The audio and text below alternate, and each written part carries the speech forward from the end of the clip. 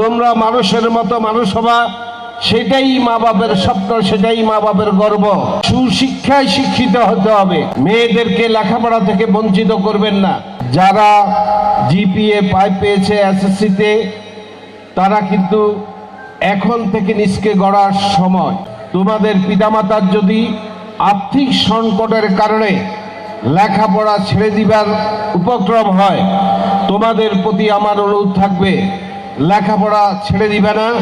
প্রয়োজনে আমাকে জানাবা, লেখাপড়ার খরচের দায়িত্ব আমি নিব। সেই অনুরোধটুকু করছি। যারা জিপিএ 5 পেয়েছে, একটা জিনিস মাথা রাখতে হবে, এটা হচ্ছে তোমাদের জন্য শুরু।